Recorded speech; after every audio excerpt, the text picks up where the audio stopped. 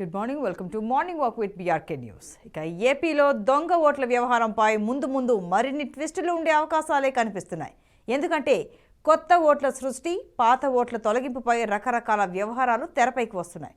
వాటికి కర్త, కర్మ, క్రియ ఎవరన్నది ఉన్న తక్కువ సమయంలో కనిపెట్టడం కష్టమే. మరి ఎన్నికల సంఘం దగ్గరున్న మార్గం ఏంటి? ఈ ఫేక్ ఓటర్లపై టీడీపీ, బీజేపీ రోడ్ మ్యాప్ ఎలా ఉండబోతోంది?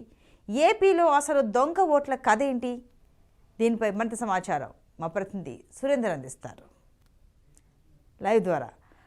సురేందర్, చెప్పండి. ఇప్పుడు 3 నెలల్లో మనం ఎన్నికల్ని ఫేస్ చేయబోతున్నాం ఏపీలో. అయితే ఈ ఎన్నికల కన్నా ముందు అంటే ఆయా పార్టీలు దొంగ ఓట్లని, ఫేక్ ఓట్లని, ఈ నకిలీ ఓట్లు ఏదైనా పేరు కావచ్చు తొలగించాలని, అసలు ఈ ఓట్ల గురించి ఈసీకి కంప్లైంట్లు కూడా వెళ్ళాయి, ఫిర్యాదులు చేశారు. అసలు ఏం జరుగుతోంది? సంతోషం, మీరు అన్నట్టుగానే ఏపీలో ఆ ఎన్నికలు సమీపిస్తున్న నేపథ్యంలో దొంగ ఓట్ల వ్యవహారం అయితే ఇప్పుడు కలకలంగా మారుతూ ఉంది. అన్ని ప్రధాన రాజకీయ పార్టీలు కూడా దొంగ ఓట్లు కావచ్చు, నకిలీ ఓట్లు కావచ్చు, ఫేక్ ఓట్లు కావచ్చు, మీరు అన్నట్టుగానే ఈ అన్ని పదాలకు వివరించే విధంగా ఫోకస్ అయితే పెంచాయి. రాజకీయ పార్టీలన్నీ కూడా ఈ ఎలక్షన్ కమిషన్కు కంప్లైంట్ కూడా చేస్తూ ఉన్నాయి. అంటే ఆ రాష్ట్ర వ్యాప్తంగా ఉన్నటువంటి బిఎల్ఓలు అంటే గ్రౌండ్ లెవెల్ నుంచి రాజకీయ పార్టీలన్నీ కూడా ఈ పనిలో నిమగ్నం కావడంతో పాటు ఓట్లను వెరిఫికేషన్తో పాటు చాలా వరకు దొంగ ఓట్లు ఎక్కాయని చెప్పి ఎలక్షన్ కమిషన్కు పరస్పర ఫిర్యాదులు ఇటు అన్ని రాజకీయ పార్టీలు కూడా ఇస్తూ ఉన్నాయి. దీనికి సంబంధించి ప్రజెంట్ మనం కడప నగరంలో ఉన్నటువంటి నెహ్రూ నగర్ పార్క్లో ఉన్నాము. ఇక్కడ మనతో పాటు కొంతమంది వాకర్స్ కూడా ఉన్నారు. వాళ్ళని కూడా అడిగి తెలుసుకునే ప్రయత్నం చేద్దాం. అసలు ఏపీలో జరుగుతున్నటువంటి ఈ ఓట్ల వ్యవహారం గురించి వాళ్ళు ఏమనుకుంటున్నారు అనేది. సార్ చెప్పండి, ఈరోజు ప్రధానంగా ఈ నకిలీ ఓట్ల వ్యవహారం తెర మీదకి వచ్చింది, దీనిపై మీ అభిప్రాయం ఏంటి? ఈ నకిలీ ఓట్ల వ్యవహారము తెరపై రావడానికి కారణము వాలంటీర్స్. 50 కుటుంబాలకు ఒక వాలంటీర్ ఉన్నాడు. ఆ వాలంటీర్కి ఆ 50 కుటుంబాల్లో ఎవరు తెలుగుదేశం, ఎవరు వైసీపీ, ఎవరు ఇంకో పార్టీని తెలుసు.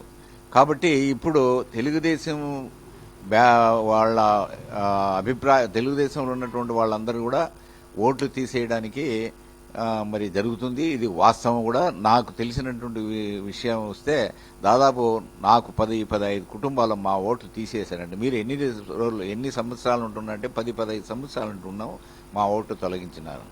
అయితే మీరు ఈ ఫామ్ ఇన్ని తీసుకెళ్ళి ఇవ్వండి అని చెప్పాం. వాళ్లకు కూలీనాలు చేసుకుంటున్నట్టు వాళ్ళు ఆ ఫామ్ తీసుకుపోయి ఆడ ఇచ్చే ఓపిక అనేది లేటండు. అటువంటి వాళ్ళు ఓట్లు సాధారణంగా రేపు ఎలక్షన్స్ 24 ఎలక్షన్స్లో చాలామంది ఓటర్స్ ఓటు హక్కు కోల్పోతారు. కాబట్టి ఇంతకు మునుపు ఇటువంటి ఓటర్ రిమూవల్ ఎప్పుడూ లేదు. ఈ 18 ఎలక్షన్ తర్వాత 24 ఎలక్షన్స్కు ఓటర్ రిమూవల్ అనేది చాలా పెద్ద ఎత్తున జరుగుతున్నది. ఇది చాలా అక్రమము. దీన్ని అరికట్టడానికి ఎలక్షన్ కమిషనరు మరి సరైనటువంటి పంధాలో మరి ఓటరుకు ఎటువంటి ఇబ్బంది లేకుండా ఉండేటట్టుగా మరి ఆయన ఒక విషయం కనుక్కుంటే అది సాధారణ ఓటర్ కూడా పనికొస్తుంది. కొంచెం ఎడ్యుకేటెడ్ ఓటర్ అయితే వాడు పోయి అతను ఓటర్ లిస్ట్ ఎక్కించుకోవడము జరుగుతుంది. కానీ ఎడ్యుకేటెడ్ ఓటర్ అయినా వ్యాపారస్తులు వ్యవహారం పోయి వాళ్ళు ఓటర్ లిస్టు అంత తీరిక తీసుకొని ఓటర్ లిస్ట్ ఎక్కించుకోవాలనే అభిప్రాయంలో ఉండరు. వాళ్ళ వ్యాపారము, వాళ్ళ కథ, వాళ్ళ డైలీ కార్యక్రమంలో ఉంటారు. కానీ ఈ కార్యక్రమంలో ఉండరు. కాబట్టి నిఖచ్చితంగా ఓటు హక్కు వినియోగించుకోవాలంటే ఎలక్షన్ కమిషన్ పైన ఆధారపడింది. ఎలక్షన్ కమిషన్ చాలా సునాయాస పద్ధతిలో ఈ ఓట్లు వేయడానికి ఒక పద్ధతి కనుక్కుంటే మంచిదని మా అభిప్రాయం.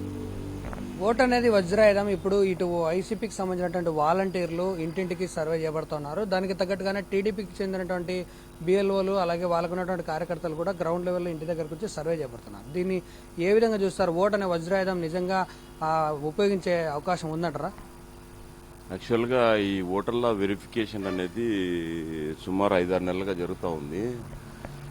ఈ బిఎల్ఓలు ప్రతి సచివాలయంలో 3 బిఎల్ఓలు ఉంటారు. ఈ 3 బిఎల్ఓలు ఆ లోకల్ సచివాలయంలో ఉండే పరిధి వాళ్ళకి బూతు కేటాయిస్తే కనుక కొంచెం ఈజీగా చేసుకుంటున్నారు. అది కాకుండా వేరే సచివాలయం నుంచి ఇంకో సచివాలయానికి వస్తే వాళ్ళకు వాలంటీర్లు సహకరించడంలే. జనాలు కూడా వాలంటీర్లు పోయినప్పుడు సహకరించరు, సరే చూస్తామని నెగ్లెక్ట్ చేయడం, ఇటువంటి కార్యక్రమాలు చేస్తారు. అయితే ఈ 5 నెలల నుంచి వీళ్ళు వెరిఫికేషన్ చేసి బిఎల్ఓలు బాగా డబుల్ ఎంట్రీ ఉంటే తీసేదానికి ఉంటుంది. కానీ ఏ ఓటర్ అయినా దొంగ ఓటు ఎక్కించేదానికి అవకాశమే లేదు. దొంగ ఓటు ఎక్కియాలంటే ఫామ్ 6 ఇవ్వాలా, ఫోటో పెట్టాలా, ఎక్కియాలా. ఒకవేళ తీసేయాలంటే డబుల్ ఎంట్రీ ఉంది తీసేయాలన్నా కూడా కంపల్సరీ ఓటర్కు నోటీస్ ఇవ్వాలి. కొన్ని ఈ ఎలక్షన్ కమిషన్ సంబంధించిన నిబంధనలన్నీ సక్రమంగా జరుగుతూ ఉన్నాయి. అది కాకపోతే ఆ ప్రాసెస్ లేట్ అయింది. ముందు ఫస్ట్ 5 నెలల ముందు అయితే గనక చాలా తప్పు తడకలు మేము కూడా చూసినాము. నేను ఈ డివిజన్కి సంబంధించిన కార్పొరేటరు నేనే ఓటర్ లిస్టు తీసుకొని డబుల్ ఎంట్రీలు, డెత్తులు, తర్వాత డివైడ్ అయిపోయినది, మారిపోయినవి, షిఫ్టింగ్లు ఇవన్నీ కూడా మేము కూడా ఐడెంటిఫై చేసి బిఎల్ఓలకు చెప్పడం జరిగింది. అంటే బిఎల్ఓలకు చెప్పినా కూడా ఒక కార్పొరేటర్ చెప్తానే డెత్ ఉంది అనే దానికి కూడా అవకాశం లేదు. సపోజ్ డెత్ ఉంటే కనుక ఆ ఇంటి దగ్గర పోయి డెత్ సర్టిఫికేట్ తీసుకోవాలా, ఇటుపక్క అటుపక్క ఇండ్లతో కూడా వాళ్ళతో కూడా పర్మిషన్ తీసుకోవాలన్నమాట. అంటే కొన్ని మిస్టేక్స్ జరిగిండొచ్చు, జరగవు అని మనం చెప్పం. కానీ ఈ ఎలక్షన్ కమిషన్ సంబంధించిన నిబంధనలు అన్నీ కూడా సక్రమంగా ఉన్నాయి. ఎక్కడైతే బాగా పాటించుతున్నారో అక్కడ ఓటర్ లిస్ట్ అంతా కరెక్ట్గా సక్రమంగా ఉంటుంది. ఎవరైతే పాటించకుండా నెగ్లెక్ట్గా యాజ్ ఇట్ ఈస్ లిస్ట్ అని పంపిస్తారో అట్లా పంపించడంతోనే, అట్లా బిఎల్ఓలు పంపించడంతోనే ఇవన్నీ అక్రమాలని ఇవన్నీ జరుగుతూ ఉన్నాయి. కానీ కరెక్ట్గా BLO door to door survey చేసి డెత్తులు, షిఫ్టులు ఇవన్నీ తీసేస్తే కనుక ఒరిజినల్ ఓటర్ లిస్ట్ వస్తుందన్నమాట.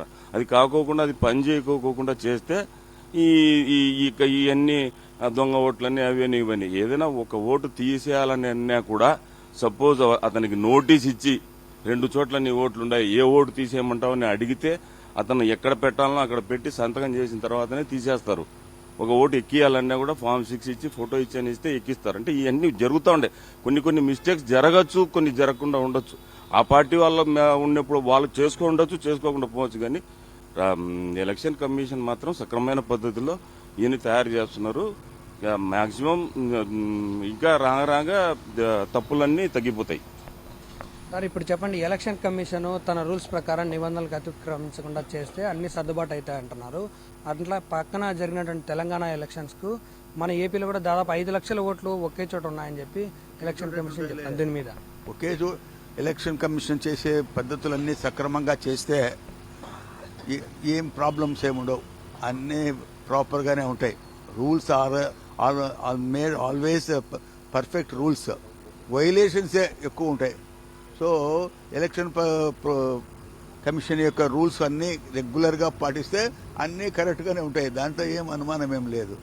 5 lakhs ఆర్డర్ అన్నీ ఒకటే చోటు ఉన్నాయి, తెలంగాణలోనే ఏం లే. తెలంగాణలో ఏమంటే ఆంధ్రాలో ఉండే వాళ్ళలో చాలామంది తెలంగాణలో పోయి ఇల్లులు ఉన్నాయి. వాళ్ళు ఆడ ఉన్నప్పుడు ఒకసారి ఓటు తీసుకొని ఉంటారు. ఇప్పుడు ఇక్కడ ఉండే లోకల్గా ఉండేవాడు ఏం చేస్తాడంటే, ఇప్పుడు అంజాద్ బాషా కడపలో నిలబడి ఉంటాడు, ఎగ్జాంపుల్ చెప్తున్నా. అరే మీది ఓట్లు ఏంటంటే మా వాడు హైదరాబాద్లో ఉన్నాడు, వానికి ఓటు ఆడుంది అంటే, అరే నువ్వు ఇవాడు కదా ఇక్కడికే తెచ్చుకో మార్పించుకో అంటాడు అనమాట. ఒక్కోసారి మార్పించుకోవడానికి ట్రై చేస్తారు, సక్సెస్ఫుల్ కూడా అవుతారు. అంటే ఒకే వ్యక్తి 2 చోట్ల కూడా ఓటు వేయచ్చానని మీరు సమర్థిస్తారా? నేను అనడం లేదు, అట్లా జరుగుతూ ఉంది అంటాను. ఒకే ఓటు 2 చోట్ల వేయడానికి రూల్ పర్మిషన్ చేయదు కదా, నేనెవరు సమర్థించేదానికి. అది మళ్ళీ మన రూల్ మనం మాట్లాడితే రూల్స్ కూడా ఒకసారి మనము వ్యతిరేకించాల్సి వస్తుంది. ఒకే వ్యక్తి 2 చోట్ల నిలబడచ్చు, అది ఎట్లా? రూలే బాగలేదనిపిస్తుంది అక్కడ. కానీ రూల్ ఉంది కాబట్టి మనం అది ఫాలో కావాలంటే ఒక వ్యక్తి ఒక చోటే ఓటు వేయాలా నేషన్లో. సార్ మీరు చెప్పండి, ఈరోజు జరుగుతున్నటువంటి రాజకీయ పరిణామాలలో ఓట్లు వ్యవహారాలు అంటే దొంగ ఓట్లు కావచ్చు, నకిలీ ఓట్లు కూడా ఎక్కువ రావడానికి అసలు గత ఎలక్షన్లకి ఎలక్షన్ డిఫరెంట్ ఎందుకు, ఈసారి ఎందుకు ఇంత ఎక్కువ? ప్రజాస్వామ్యం బాగుండాలంటే ఓటర్ ప్రక్రియ, ఓటర్ లిస్ట్ కానీ ఎలక్షన్ విధానం కానీ అంతా సక్రమంగా ఉండాలి. అయితే ఎన్ని నిబంధనలున్నా చేనే కంచెం వేస్తే అన్నట్టు అప్పుడప్పుడు అవి పాటించడంలో ఎవరు వాళ్ళ అవకాశం కొద్దీ వాళ్ళు చేస్తుంటారు. దీనికంతా ప్రజలు జాగరూకతతో దాని నిబంధనలు, ఎలక్షన్లు తెలుసుకొని వాళ్ళు సరిచూసుకోవడం మంచిది. ఎలక్షన్ దగ్గర వచ్చినాక ఒక 5 రోజుల ముందు లిస్టులో నా పేరు లేదు అనకుండా కొంచెం ముందే సమయం కేటాయించి ఆ ఓటర్ లిస్టులో ఉందా లేదా, మన సచివాలయంలో మన నెంబర్ సరిపోయిందా లేదా ఒకసారి చూస్తే బాగుంటుంది అని నా అభిప్రాయం. అంటే ఓటర్కు కూడా బాధ్యత ఉండాలి కంపల్సరీగా. అంటే తన ఓటు సచివాలయంకి వెళ్ళి వెరిఫికేషన్ చేయించుకోవాలి. అలాగే ఆ ఓటర్ గురించి 1-2 సార్లు తెలుసుకున్న తర్వాతనే ఆ నిర్ణయానికి రావాలి. తన ఓటు లేకపోతే ఆ ఓటును తిరిగి తెచ్చుకునే ప్రయత్నం కూడా చేయాలని చెప్పి చెప్తున్నారు. సార్ మీరు చెప్పండి. మరి ఈ పీరియడ్లో మరి ఇండివిజువల్ పార్టీ వాళ్ళు ఓటర్ల గణన చేస్తున్నారు. మరి అది ఎంతవరకు రైట్? టీడీపీ వాళ్ళు, వైఎస్ఆర్సీపీ వాళ్ళు ఇండివిజువల్గా ఎవరు ఎంతమంది ఓటర్లు ఉన్నారు ఎలక్షన్ కమిషన్ వదిలేసి వాళ్ళ లిస్టు తయారు చేసినాక వీళ్ళు తయారు చేస్తున్నారు. మళ్ళా అది ఎందుకు చేస్తున్నారు, ఏమిటి, వాళ్ళ పర్పస్ ఏమి? ఎలక్షన్ కమిషన్ లిస్టులో ఏమైనా తప్పులు ఉన్నాయని చెప్పడానికా? ఆ లిస్టులో ఏమైనా తప్పులు ఉన్నాయి, వీళ్ళు ఇంతమందే ఉన్నారు, మీరు ఇంతమంది వేసినారు అనే దానికా? దాని తర్వాత వాళ్ళు ఏం చేయగలరు? వైసీపీ వాళ్ళు చేస్తున్నారు, టీడీపీ వాళ్ళు ఇంకా ఎక్కువ చేస్తున్నారు, వాళ్ళంతా రికార్డు కూడా చేస్తున్నారు. ఇంకొకటి ఏమంటే వైసీపీ వాళ్లకు ఈ గ్రామ సచివాలయం వాళ్ళు హెల్ప్ చేస్తున్నారు అని.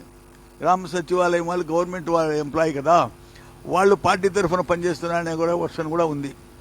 సో ఇదంతా మరి ప్రజలే ఆలోచన చేయాలి. చెప్పండి సార్, మీరు చెప్పండి, అసలు ఈ ఓట్ల వ్యవహారం మీద ఇటు గ్రౌండ్ లెవెల్ నుంచి బిఎల్ఓలు కానీ, సచివాలయ వ్యవస్థ కానీ, ఇటు పార్టీలకు సంబంధించినటువంటి వ్యక్తులు కానీ ఎవరికి వారు ఎలక్షన్ కమిషన్ చేసే పని కూడా చేస్తా అంటున్నారు. దీని మీద మీ అభిప్రాయం ఏంటి?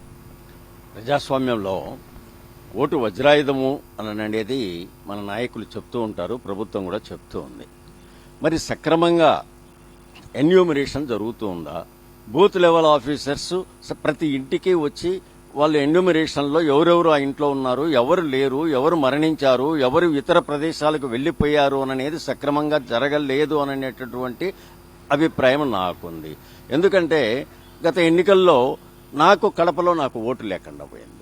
మున్సిపల్ ఎలక్షన్స్లో అసలు మున్సిపల్ ఎలక్షన్కు ఒక ఓటర్ లిస్టు, పార్లమెంట్ ఎలక్షన్కు ఒక ఓటర్ లిస్టు, పంచాయతీ ఎలక్షన్కు ఒక ఓటర్ లిస్టు, ఎందుకు ఇన్ని ఓటర్ లిస్టులు అవసరం ఉందో ఈ తయారు చేయాల్సినటువంటి అవసరం ఏమిటో నాకు అర్థం కాలేదు. ఎందుకు ఒకటే ఓటర్ లిస్టు? ఇప్పుడు ఆధార్ కార్డు ఒకరికి ఉంటే ఫర్ ఆల్ పర్పసెస్ అదే ఆధార్ కార్డు వాళ్ళకు సరిపోతుంది. మరి ఒక్కొక్క ఎలక్షన్కు ఒక ఓటర్ లిస్టు, ఈ ఎన్యూమరేటర్స్ సరిగా ఎన్యూమరేషన్ జరగకపోతే కొందరు సక్రమంగా ఇంటింటికి వస్తున్నారు బూత్ లెవెల్ ఆఫీసర్స్, కొన్ని చోట్ల మాత్రము అది జరగడం లేదు. మరి ఎవరిపైన చర్య తీసుకోవాలి? ఇప్పుడు సక్రమమైనటువంటి నిజమైనటువంటి రియల్ ఓటర్కు ఓటు హక్కు కోల్పోతే మరి ఎవరు దానికి బాధ్యులు? మరి దానికి బాధ్యులైనటువంటి ఎన్యూమరేటర్స్ మీద డిసిప్లినరీ యాక్షన్, చాలా స్ట్రిక్ట్ గా పెద్ద డిసిప్లినరీ యాక్షన్ తీసుకోవాలి. అసలు ఇంకొకటి ఏమంటే సక్రమమైనటువంటి ప్రజాభిప్రాయం బయటికి రావాలంటే ఓటు కంపల్సరీ చేయాలి. ఇప్పుడు పాశ్చాత్య దేశాలలో చాలా కొన్ని చోట్ల ఓటు కంపల్సరీ అన్నమాట. అంటే 3-4 రోజులు ఎలక్షన్ జరుగుతుంది, 3-4 రోజులు ఎలక్షన్ జరిగితే ఆన్లైన్ ఓటింగ్ మొత్తం అందరూ కూడా ఓటేస్తారు. ప్రజాభిప్రాయం సక్రమంగా రావాలంటే 100% ఓటర్లు ఓటు వేస్తేనే ప్రజాభిప్రాయం బయటకు వస్తుంది. అయితే మరి ఎందుకు దీన్ని మనం కంపల్సరీ చేయకూడదు భారతదేశంలో? మరి ప్రజాభిప్రాయాన్ని కరెక్ట్ గా వచ్చేదానికి ఓటుని కంపల్సరీగా చేస్తే ఎవరైతే పాల్గొన్నారో ఎవరైతే ఓటింగ్ రారో వాళ్ళకు ప్రభుత్వం నుంచి వచ్చేటటువంటి సదుపాయాలన్నీ కట్ చేయాలి. కట్ చేస్తేనే తప్ప నిజమైనటువంటి ప్రజాభిప్రాయము బయటికి రాదు. అంటే ఇప్పుడు రాజకీయ పార్టీలను పక్కన పెడదాం సార్, ఎలక్షన్ కమిషన్ నిజంగా ఒక ఓటు వేయడానికి సరైనటువంటి ఏర్పాట్లు చేస్తుందని మీరు భావిస్తున్నారా? ఏర్పాట్లు చేస్తున్నారు కానీ ప్రజలే ఓటర్లు ఉపయోగించుకోవడం లేదు. తన ఓటు విలువ వాళ్ళకు తెలియడం లే. ఎందుకు ఓటు హక్కు వినియోగించుకోలేకపోతున్నారు? ఇప్పుడు టౌన్లలోనూ సిటీలలోనూ చాలా మంది ఓటు హక్కు వినియోగించుకోవడం లే. ఒక రకంగా గ్రామీణ ప్రాంతాలలో ఎక్కువ మంది ఓటు హక్కు వినియోగించుకుంటున్నారు. This is not correct. కాబట్టి ఓటింగ్ని కంపల్సరీ చేయాలని నేను ప్రభుత్వాన్ని కోరుకుంటున్నాను. పైనుంచి కలెక్టర్ దగ్గర నుంచి కింద గ్రామ స్థాయి అధికారుల వరకు అందరూ కూడా పోలింగ్ సంబంధించినటువంటి వ్యవహారాలు అవగాహన కల్పించే కార్యక్రమాలు రెగ్యులర్గా చేస్తూ ఉంటారు కదా, మరి ఈసారి దానికి ఎక్కడ లోపం జరిగింది అనుకుంటున్నారు? ఇది జనరల్గా ఏమంటే ఈ ఓటు హక్కు కొందరికి కోల్పోవడము, అంటే ఓట్లు లేకుండా పోవడము, ఈ ఎలక్షన్కు ఉంటుంది, నెక్స్ట్ ఎలక్షన్కు ఉండదు. అటువంటి పరిస్థితులు ఇంతకు ముందు కూడా చాలా వచ్చాయి. మరి ఇప్పుడు కూడా ఎవ్రీ టైం ఇంతకు ముందు వాళ్ళ అవగాహన సదస్సులు డిస్ట్రిక్ట్ కలెక్టర్ నుంచి బూత్ లెవెల్ ఆఫీసర్ వరకు అవగాహన సదస్సులు పెట్టి ప్రతి సంవత్సరము ఏ విధంగా చేశారు, ఈ సంవత్సరం కూడా అదే చేశారు. కానీ కార్యాచరణ మాత్రం సక్రమంగా లేదు. కాబట్టి దీన్ని రెక్టిఫై చేసి ఏ ఒక్కరికి కూడా అన్యాయం జరగకుండా ప్రతి ఒక్కరికి ఓటు హక్కు కల్పించాలని చెప్పి నేను కోరుకుంటున్నా ప్రభుత్వాన్ని. ఎన్నికల కమిషన్ రాబోయే ఎలక్షన్కి సంబంధించి ప్రతి ఒక్కరికి కూడా ఓటు అనేది క్లియర్ కట్గా అందుబాటులో ఉండాలి. అలాంటి ఓటు వేయలేని పరిస్థితుల్లో ఉంటే వాళ్ళందరూ కూడా వాళ్ళకు వచ్చేటువంటి ఏదైతే ఉన్నాయో అవన్నీ కూడా కట్ చేయాలని కొంత వాళ్ళ దగ్గర నుంచి వర్షన్ వినిపిస్తూ ఉంది. అలాగే వాలంటీర్స్ వ్యవస్థను అడ్డు పెట్టుకుని ఒక రాజకీయ పార్టీ, అలాగే పార్టీలను అడ్డు పెట్టుకుని ఇంకొక సర్వే కూడా జరుగుతుంది. వీటన్నిటిని కూడా ప్రజలు గమనిస్తూ ఉన్నారు. ఓటర్ల జాబితా విషయంలో మరొకసారి ఎలక్షన్ కమిషన్ జాగ్రత్తలు తీసుకోవాల్సినటువంటి అవసరం ఉంది. ప్రతి ఒక్కరు ఓటు వేసే విధంగా ప్లాన్ చేయాలని చెప్పి వాకర్స్ నుంచి వస్తున్నటువంటి అభిప్రాయం. వీడియో జర్నలిస్ట్ శ్రీనివాసులతో సురేంద్ర యాదవ్, బీఆర్కే న్యూస్, కడప.